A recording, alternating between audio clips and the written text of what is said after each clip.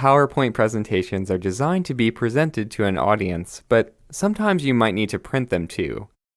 That's why it's important to understand the basics of printing and also the options that are unique to PowerPoint.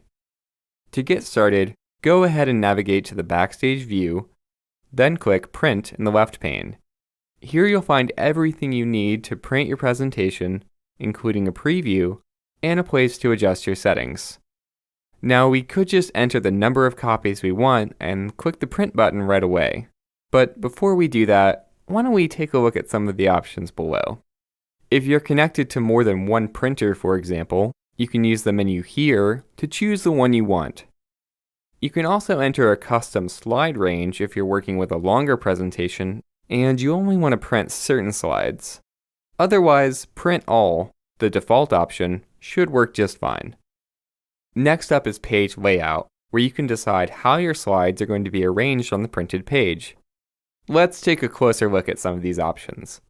Full page slides is the default. As you can see from the preview on the right, this will print each of your slides on its own separate page. If we click Notes page, on the other hand, the printout will include any notes that you've added to the slide, which makes it really easy to reference those while you're presenting.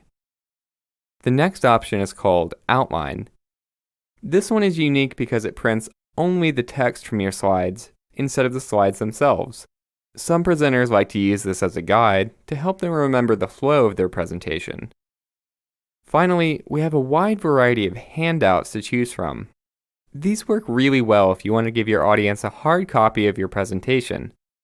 I like the layout that has 3 slides, because it includes space for people to write their own notes and comments. One of the last things I'm going to do is switch from full color to grayscale, which can really save on printer ink. When you're ready, go ahead and click the Print button at the top of the pane. And now you just have to wait for your presentation to finish printing.